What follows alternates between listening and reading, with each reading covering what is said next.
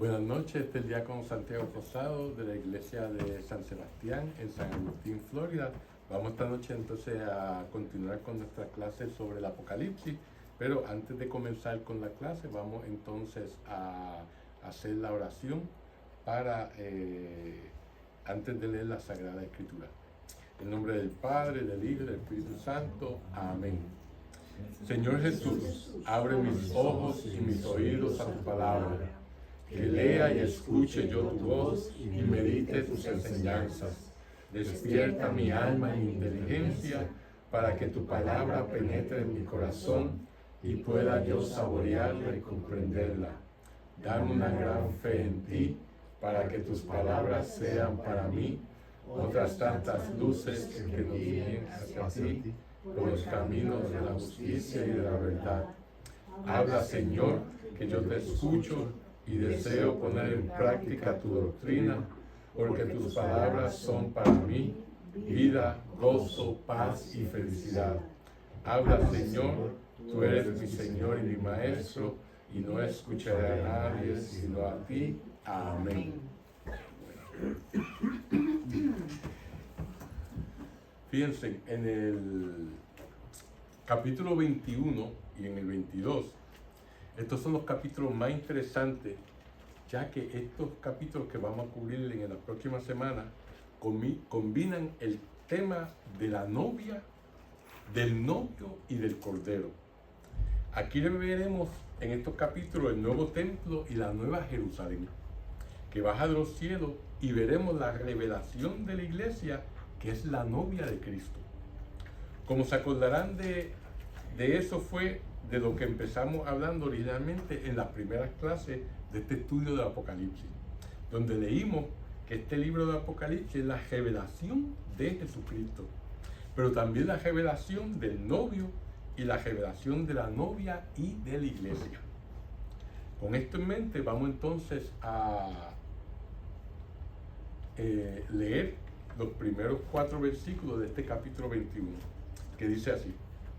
Dice: después vi un cielo nuevo y una tierra nueva, pues el primer cielo y la primera tierra habían desaparecido, y el mar no existe ya. Y vi a la ciudad santa, la nueva Jerusalén, que bajaba del cielo, de junto a Dios, engalanada como una novia que se adorna para recibir a su esposo. Y oí una voz que clamaba desde el trono: esta es la morada de Dios con los hombres. Él habitará en medio de ellos. Ellos serán su pueblo y Él será Dios con ellos. Él enjugará las lágrimas de sus ojos. Ya no habrá muerte ni lamento, ni llanto ni pena, pues todo lo anterior ha pasado.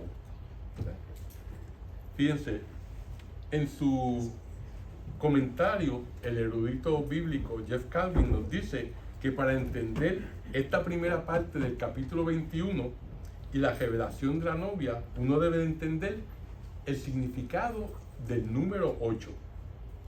Y ustedes dirán, ¿por qué él menciona el número 8? Bueno, para entenderlo, tenemos que ver en el capítulo 19 del Apocalipsis, ¿verdad? Hay una serie de 7 pequeñas visiones, y todas ellas, él las comienza con la frase "y vi", ¿verdad? Por ejemplo, en el capítulo 19, el versículo 11, dice "y vi", y asimismo en los versículos 17 y 19. Y luego en el capítulo 20, en el versículo 1, en los versículos 4, 11 y 12, también utiliza esa frase de "y vi", ¿verdad? Ahora, aunque vemos que hay 7 visiones, ¿verdad?, en estos pasajes, sin embargo, él empieza el capítulo 21 otra vez diciendo "y vi", ¿verdad? O sea, que esta es la 8ª vez que él usa esta frase, que utilizó en los capítulos 19 y 20. Ahora tenemos que preguntarnos la razón por la cual Juan utiliza esta frase por 8ª vez, ¿verdad? ¿Fue algo por coincidencia o él la está utilizando con un propósito en específico, ¿verdad?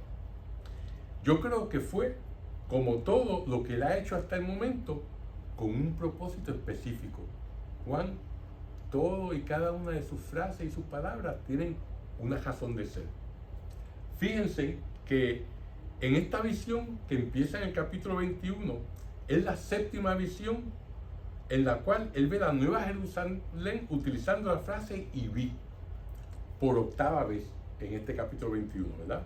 O sea que para él usar esto por octava vez en una séptima visión, lo que él hizo fue que utilizó esta frase 2 veces en el capítulo 20, en los versículos 11 y 12. Y aun cuando estos versículos 11 y 12, él estaba teniendo una sola visión, utilizó esta frase 2 veces en la misma visión, ¿verdad? A diferencia que las otras veces que fue solamente la frase una vez por visión, ¿verdad? Ahora, en otras palabras, San Juan quiere que nosotros veamos que él está utilizando la frase "y vi" por octava vez en este capítulo 21. Eso es lo que le está dando énfasis. Y esto, ¿verdad? ¿Por qué hace esto? Porque el número 8 está asociado con el significado de resurrección, salvación y regeneración. Por lo tanto, vemos el número 8 tiene un significado muy importante.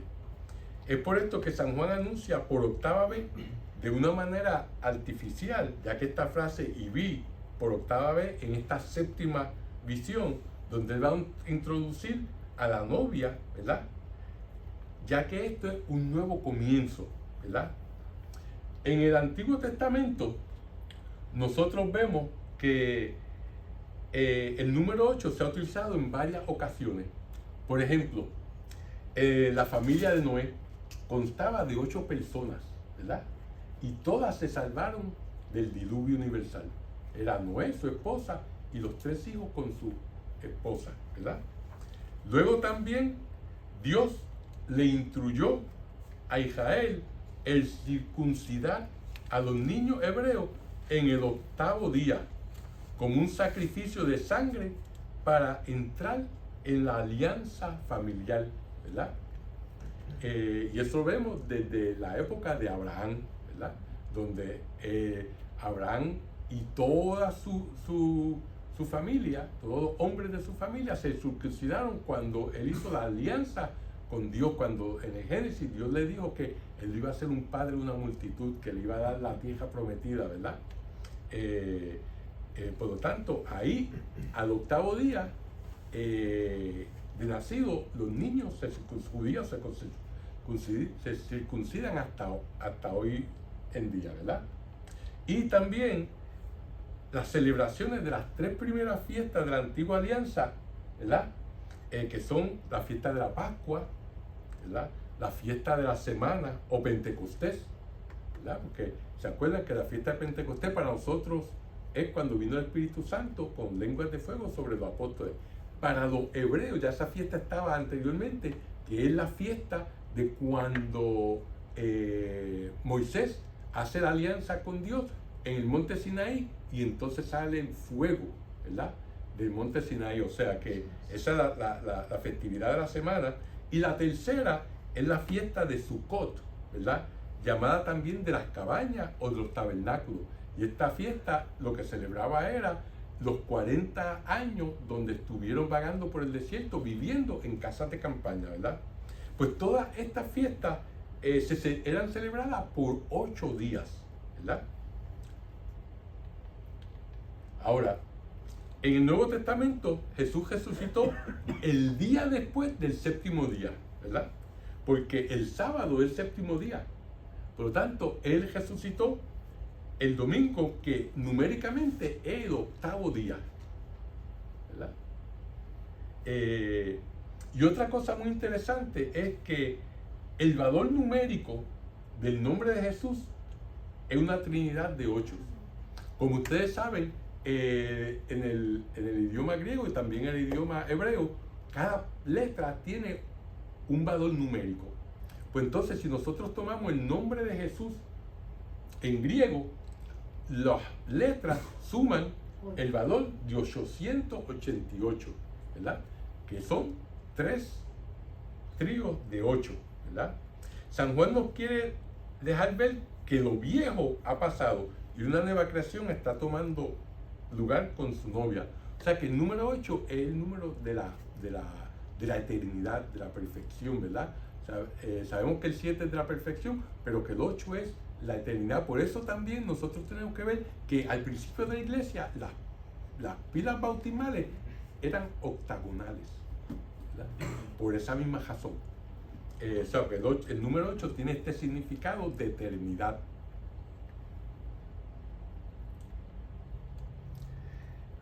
En el verso 1, ¿verdad? Juan utiliza una palabra muy interesante para nueva. Nos dice, vi un nuevo cielo y una nueva tierra, ¿verdad? En el texto antiguo, en el texto griego, esta palabra nuevo, ¿verdad? En vez de ser una palabra utilizada en el sentido cronológico de la palabra, es una palabra que significa superioridad en cualidad o calidad, ¿verdad? Y también tenemos que ver que hasta ahora, los 2 capítulos anteriores, hemos visto la destrucción de Jerusalén, ¿verdad? Que es la gran ciudad, como habíamos hablado anteriormente. Para algunos eruditos es Jerusalén, para otros es Roma, y eso lo discutimos en bastante detalle, ¿verdad? En las clases anteriores.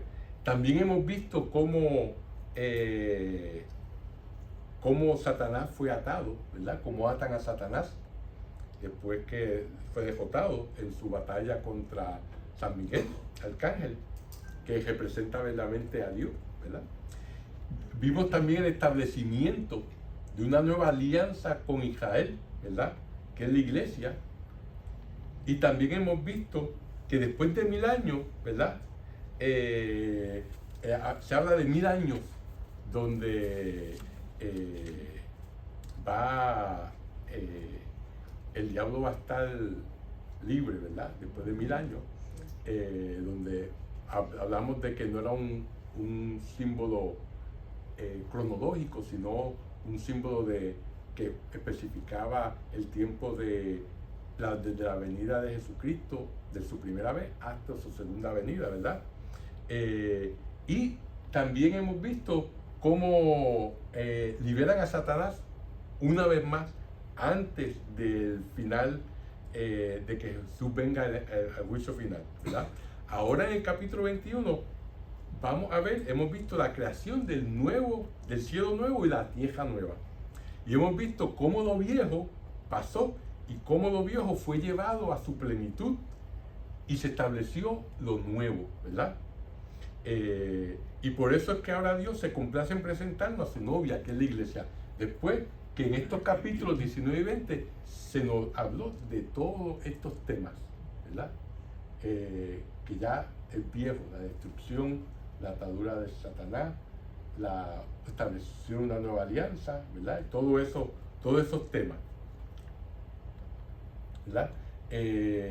Y obviamente el juicio final, ¿verdad? Que es donde Jesús vendrá y buscará a toda la humanidad. Ahora, teniendo todo esto en mente, quiero hablarles de una frase muy popular que encontramos en los capítulos 21 y 22 que vamos a empezar a estudiar.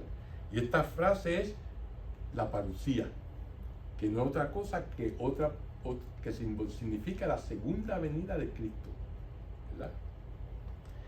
Y le quiero leer 3 pasajes de la Escritura que son muy populares y citados muy a menudo por nuestros hermanos separados cuando ellos hablan de la segunda venida de Cristo, ¿verdad? Y esto es la teoría del rapto, ¿verdad? Que hemos hablado, han hecho películas y libros, ¿verdad? Y esta teoría dice que esto va a ocurrir antes de la tribulación que nos cuenta el Apocalipsis, ¿verdad? Donde se va a poner a prueba a todo el pueblo de Dios y entonces solamente los que sean fieles van a verdaderamente a ser salvos, ¿verdad? Y esto va a pasar al final de los tiempos. En este rapto, Cristo, según ellos, va a venir y va a llevarse a su novia y va a tomar todas las personas para que escapen esta gran tribulación, ¿verdad? Que va a ocurrir antes de la segunda venida, ¿verdad? Voy a leerles primero de la primera carta a los Corintios, el capítulo 15, los versículos 51 al 55, que dice así: por eso les enseño algo misterioso. Aunque no todos muramos, todos tendremos que ser transformados. Cuando suene la última trompeta, será cosa de un instante, de un abrir y cerrar de ojos. Al toque de la trompeta, los muertos resucitarán como seres inmortales, y nosotros también seremos transformados. Porque es necesario que nuestro ser mortal y corruptible se revista de la vida que no conoce la muerte ni la corrupción. Cuando nuestro ser corruptible se revista de su forma inalterable y esa vida mortal sea absorbida por la inmortal, entonces se cumplirá la palabra de la Escritura. ¡Qué victoria tan grande! La muerte ha sido devorada. ¿Dónde está, oh muerte, tu victoria? ¿Dónde está, oh muerte, tu aguijón? ¿Verdad? Fíjense que en ese pasaje nos habla del día de la resurrección, ¿verdad? Y les voy a leer también de los tesalonicenses, la primera carta a los tesalonicenses, el capítulo 4, versículo 16 al 18, que dice: cuando se dé la señal por la voz del arcángel y la trompeta divina, el mismo Señor bajará del cielo, y primero resucitarán los que murieron en Cristo. Después nosotros los vivos, los que todavía estemos, nos reuniremos con ellos, llevados en las nubes al encuentro del Señor. Allá arriba, y estaremos con el Señor para siempre. Guarden pues estas palabras y confórtense los unos a los otros. Como vemos aquí, Pablo le está hablando a los tesalonicenses acerca de la segunda venida de Cristo. Y cuando suene la trompeta, este es un punto muy importante, ya que el sonido de la trompeta proviene de Dios, y en ese momento los muertos en Cristo van a resucitar primero y se van a unir a los que están vivos en las nubes.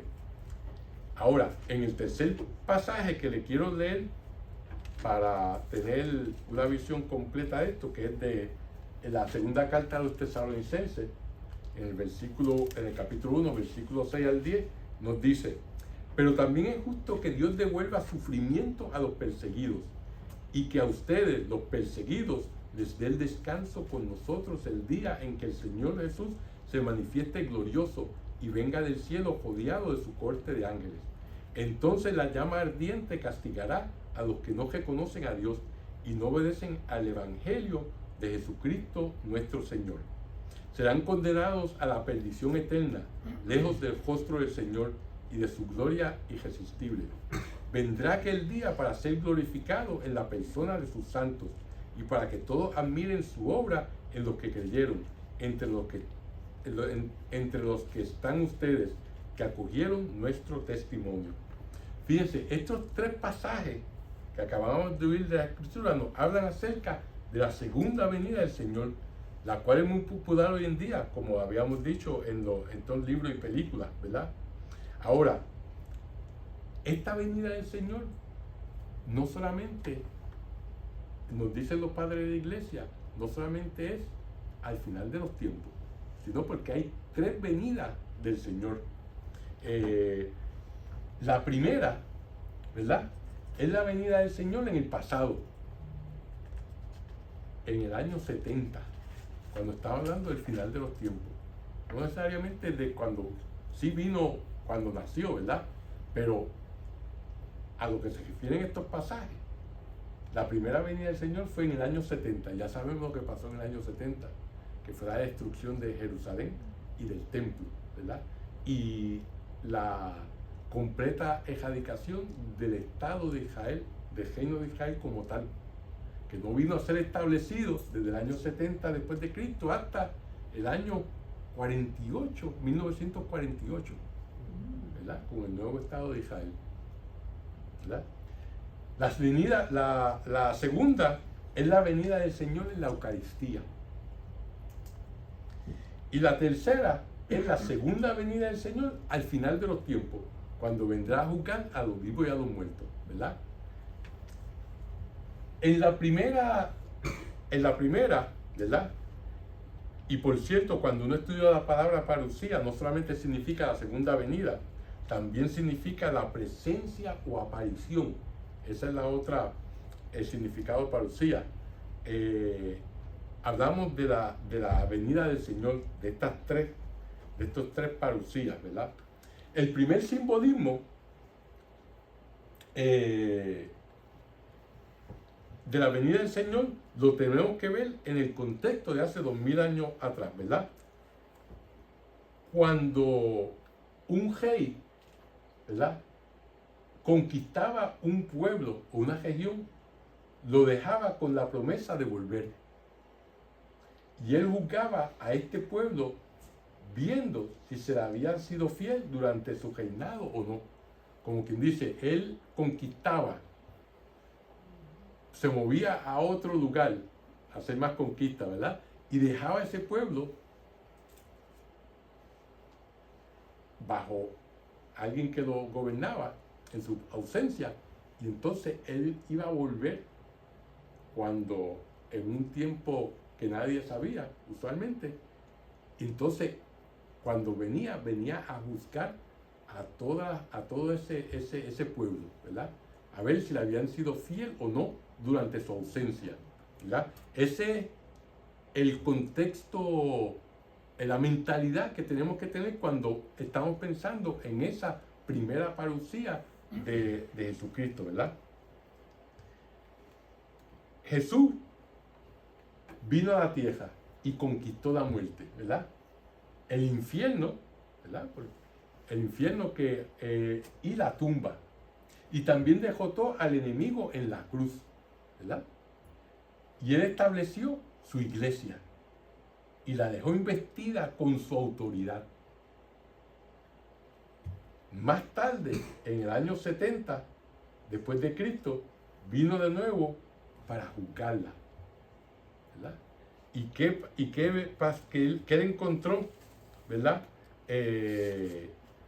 Pues encontró un pueblo en rebeldía, ¿verdad? Y pasó juicio. Nosotros hemos estado estudiando esto por semana, ¿verdad? Y el credo nos dice que Él vendrá otra vez en gloria para juzgar a los vivos y a los muertos y a buscar a su novia, la iglesia. Y lo que le pasó a Jerusalén, con bastante seguridad, es lo que nos va a pasar a nosotros cuando Él venga a buscarnos también. Va a pasar el juicio, ¿verdad? Y nosotros seremos juzgados en referencia a si hemos sido fieles a su reinado en nuestras vidas, ¿verdad? Los que le han sido fieles no tienen nada que temer, ¿verdad? Aquellos que no le han sido fieles, pues entonces Él los juzgará acorde con lo que pasó en su vida. O sea que eso que pasó en el año 70, ¿verdad?,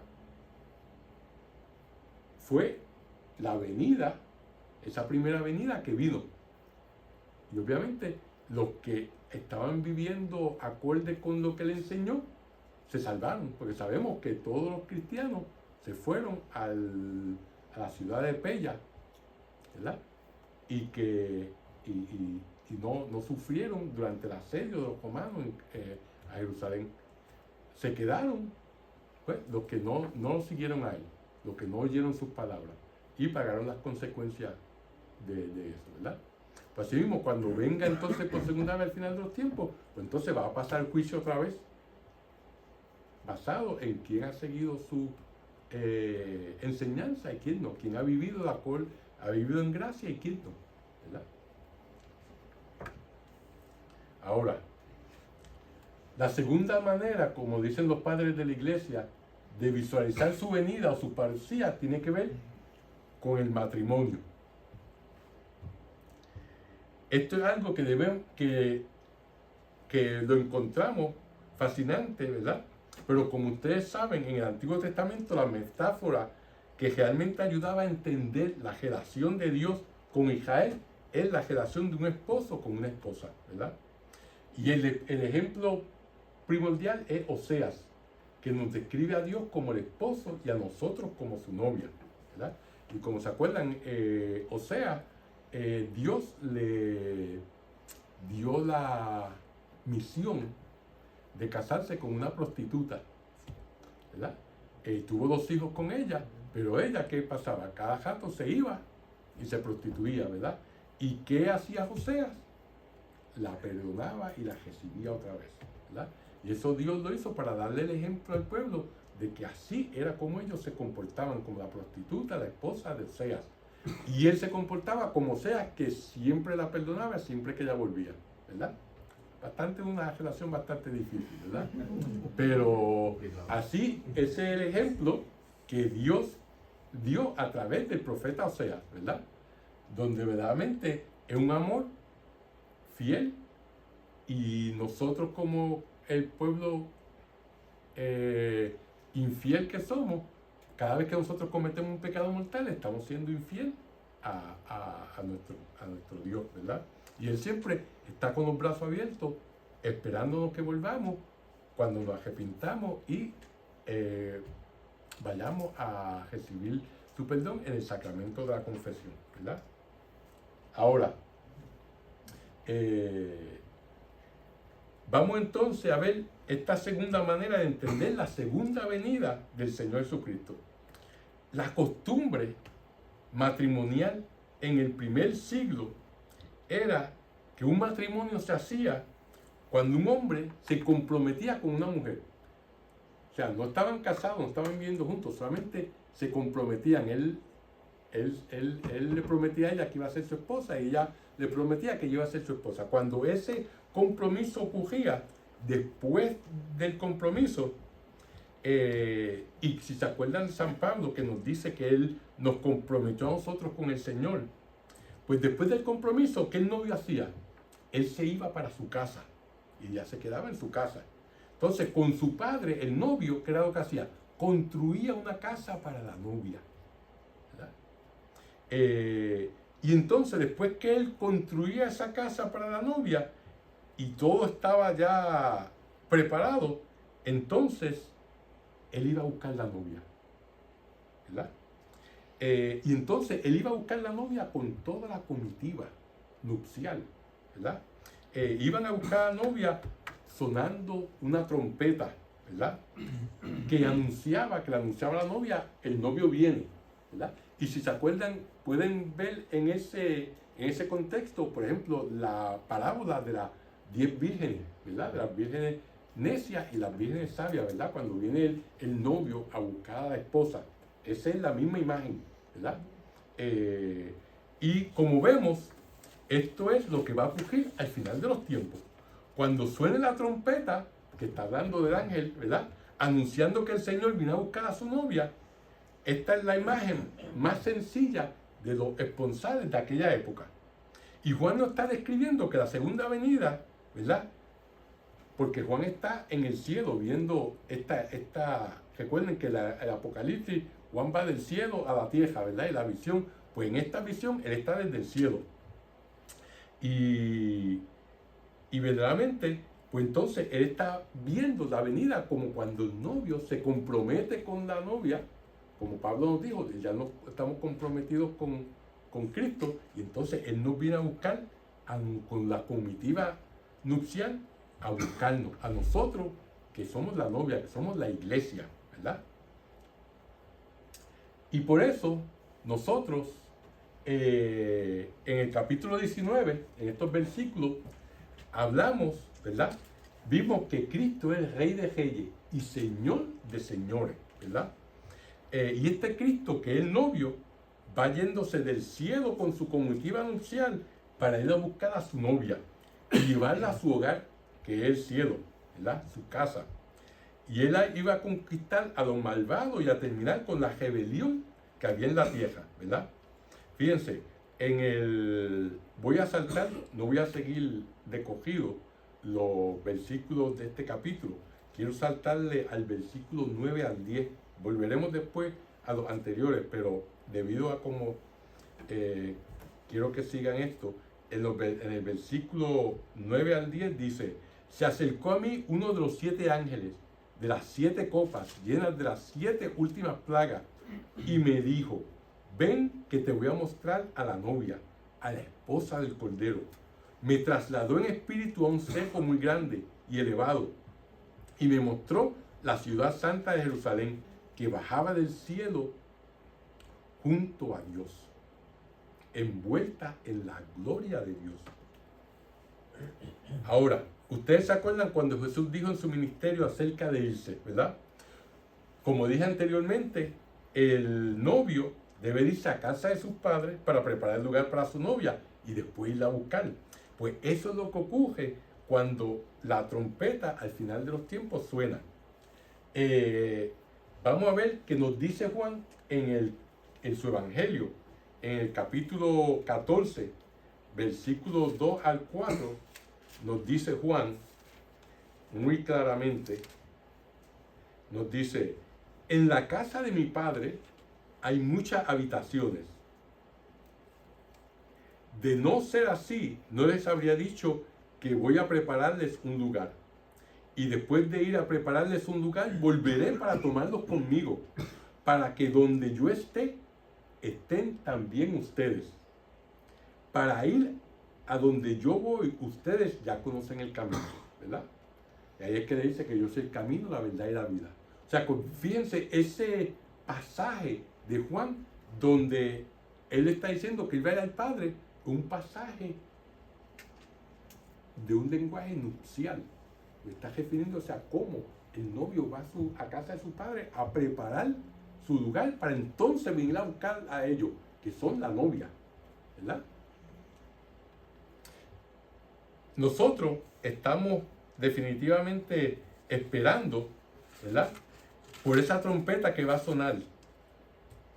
No para irnos antes de la tribulación, como dicen nuestros hermanos separados. ¿Ven cómo va ahí, verdad? Sino que al final de los tiempos, cuando suene la trompeta, cuando Dios va a venir para buscar a los elegidos, va a venir a buscar su novia y a llevársela él mismo, ¿verdad? No va a venir a llevarse unos poquitos y dejar los demás atrás. No. Él lo dice, como vemos, todos esos pasajes que le leí de los tesalonicenses, de Corintios, ¿verdad?, donde habla de esa última venida y cómo eso enlaza con el lenguaje nupcial de la segunda forma de la parucía, que es la relación matrimonial entre, ¿verdad?, entre Jesucristo y su iglesia, y donde Él va a venir a buscarnos, como nos dijo en el Evangelio de Juan, ¿verdad? Por lo tanto, resumiendo, tenemos el primer concepto de la venida de Jesucristo en el año 70 después de Cristo, que Él viene a juzgar después de su conquista, ¿verdad? Vino al mundo, conquistó la tumba, conquistó la muerte, derrotó al demonio en la cruz y se fue. Y después, 70 años después, en el año 70, entonces vino a juzgar, ¿verdad? Y pasó lo que pasó en Jerusalén, ¿verdad? Y número 2, tenemos a Cristo en su segunda venida, al final de los tiempos, cuando suene la trompeta, que va a buscar a su novia y a buscarnos a nosotros para llevarnos a la casa de su Padre, que ya ha preparado para nosotros. Vamos a ver también en este capítulo 21 la casa que Él nos está preparando a nosotros, y vamos a tener una pequeña visión de la realidad que nos aguarda en los cielos. Debemos entender que Dios nos mira a nosotros como si fuéramos una novia, ¿verdad? Claro está, esto es un poco difícil, sobre todo para nosotros los hombres, ¿verdad? Pero no es que nosotros los hombres nos miremos a nosotros vestidos con un traje blanco, ¿verdad? Pero en verdad nosotros somos la novia en el verdadero sentido de una relación matrimonial, donde nosotros estamos supuestos a amar a Dios y a Él, y Él describe su relación con nosotros como una relación matrimonial, que es el amor más fuerte, el amor más cercano o unido que un ser humano básicamente puede tener, ¿verdad? Y por lo tanto, para nosotros debe ser maravilloso el pensar que Dios nos está preparando ese lugar en el que Él va a venir y nos va a llevar con Él, ¿verdad? Y eso es una promesa que Él no ha hecho, ¿verdad? El tercer concepto de su venida ocurre cuando, en cada misa. Y Él viene a nosotros cada vez que ocurre la consagración, ¿verdad? Fíjense, en Mateo capítulo 23, versículo 37 al 39, nos dice: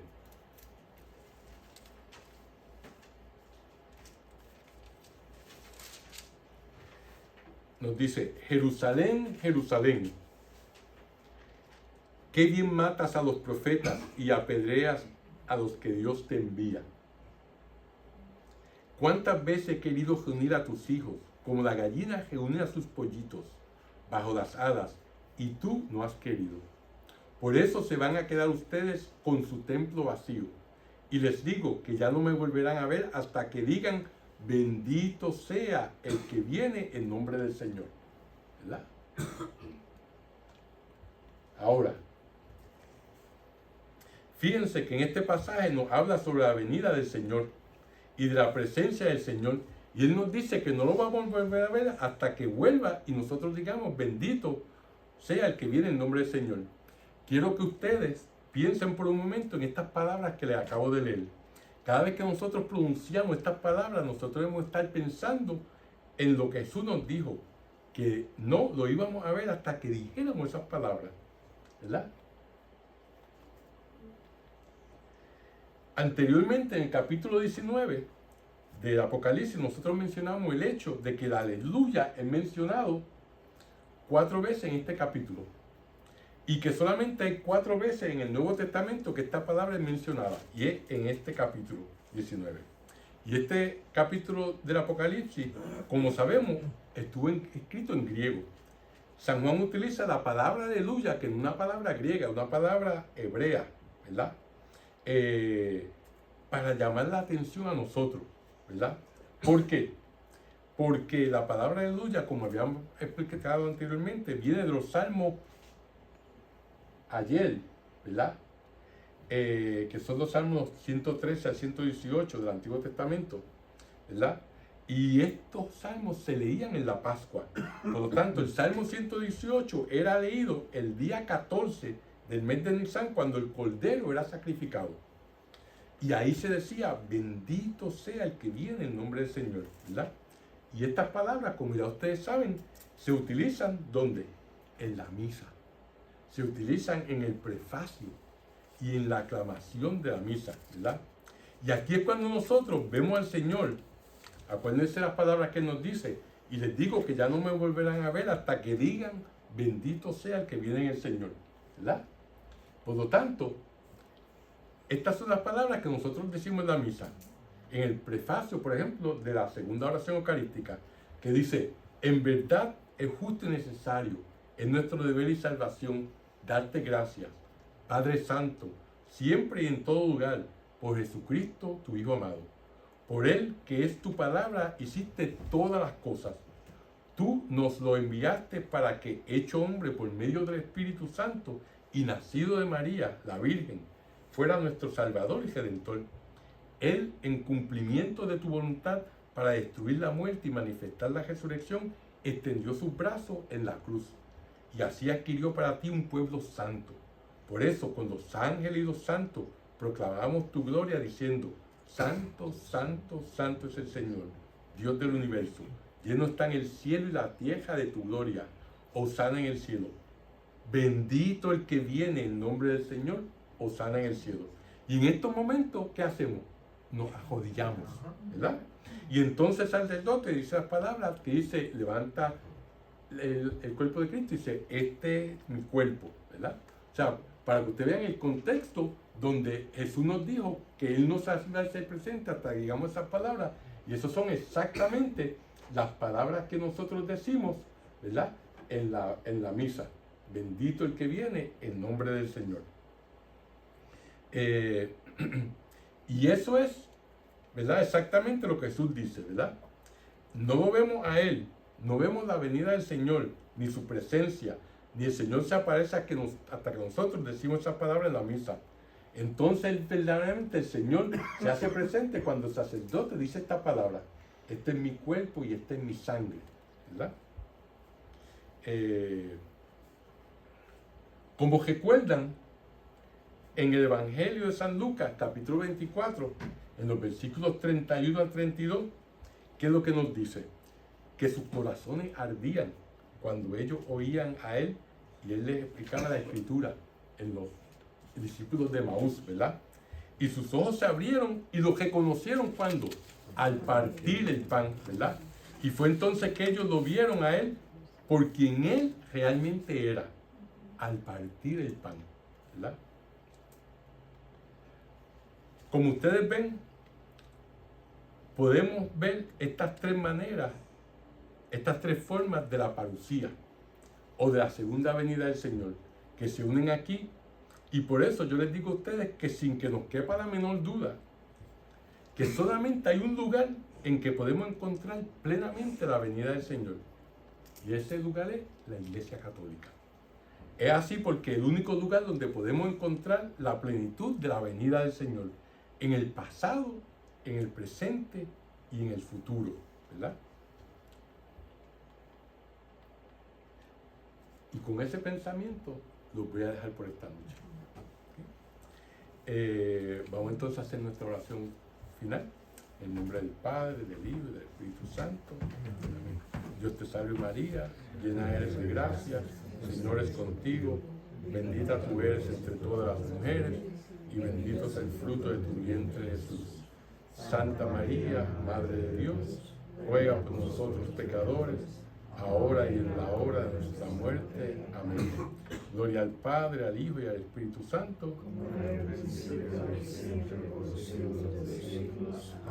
Que el Señor los bendiga, los guarde de todo mal y los lleve a la vida eterna. Amén. En nombre del Padre, del Hijo y del Espíritu Santo. Amén.